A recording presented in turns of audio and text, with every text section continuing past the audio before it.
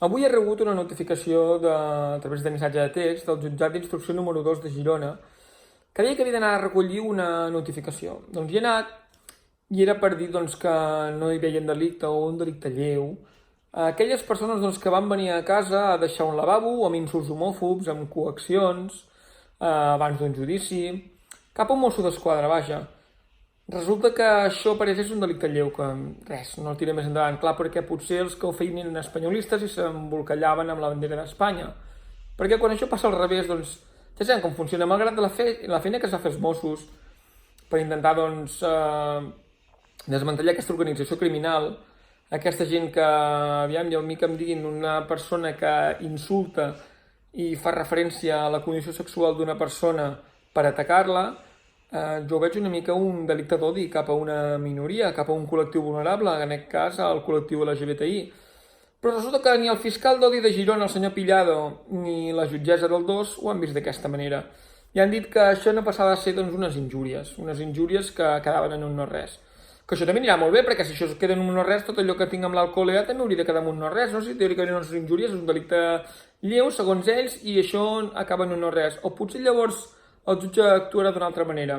Bé, amb el que em basava en aquests, resulta que ara nosaltres, els independentistes, segons aquesta sentència, també podríem anar a la casa del senyor Pulido, a Mataró, i deixar-li un lavabo, i anar-li fent assetjament d'aquest tipus, perquè segons la justícia això no és delicte, o llavors sí. Perquè, clar, ja sabem que aquesta justícia, quan se li diu allò, aquella persona li va dir a la Inés Arrimadas que se l'havia de violar entre 4 persones, resulta que allò llavors sí que va ser un delicte d'odi, i llavors sí que la van condemnar a 4 mesos i la van fer fora de la feina, etc. Ara, quan una persona pujava sobre d'un tanc, dir que s'havia de perseguir amb Puigdemont, amb el tanc, no passa res perquè, clar, t'embolcalles amb la bandera espanyola i aquests jutges tan imparcials que hi ha a Catalunya i arreu de l'estat espanyol, ho veuen res, com una cosa d'un joc de nens. No deixa de ser una ximpleria.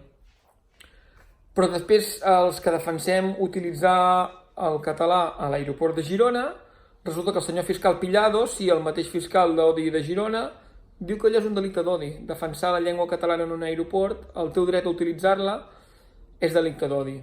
I en canvi no és que t'ataquin per la teva condició sexual, ni per les teves idees, ni per ser català, no. Resulta que estem indefensos perquè fiscals com el senyor Pillado ho creuen així. Mentrestant, un judici que fa 3 setmanes que es van detenir aquestes 7 persones.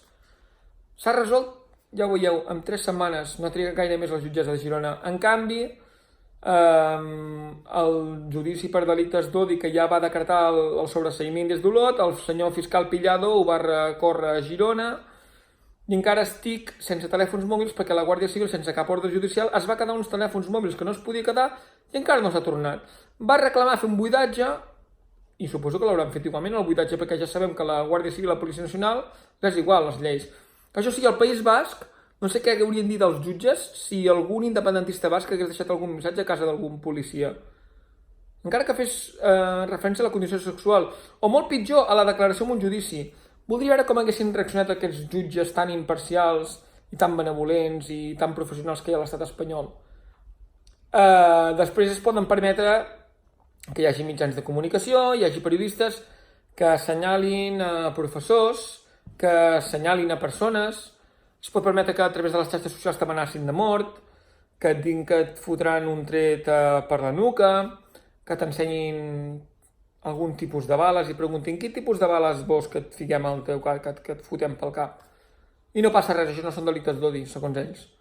Però, com hem dit, quan això afecta algun espanyolista, algú que s'embolcalla amb la bandera espanyola, llavors sí, llavors és un delicte d'odi.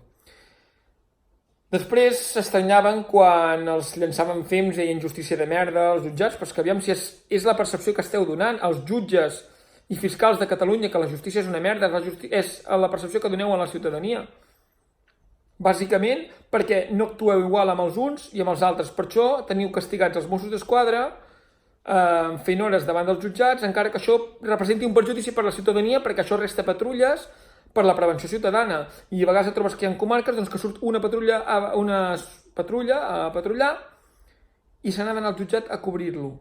I ha de venir algú d'una altra comarca a cobrir-ho, perquè així estem. però és més important protegir 4 parets, no fos cas que els hi tiressin fems.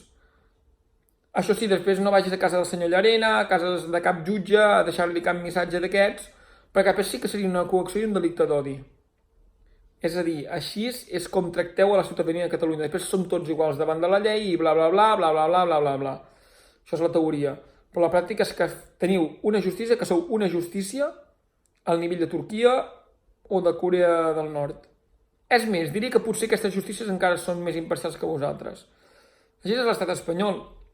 Un estat espanyol que no li importa abusar del poder judicial, un estat que ja ni dissimula la manca de separació de poders, un estat disposat al que sigui per acabar amb una ideologia, amb aquells que li fan ombra, amb aquells que plantem cara a la una grande i libre, aquells que volem seguir visquent com el que som catalans, aquells que volem viure lliurement, tinguem la condició sexual que vulguem, encara que aquells que pensen ideològicament el contrari que nosaltres la utilitzin per atacar-nos contínuament.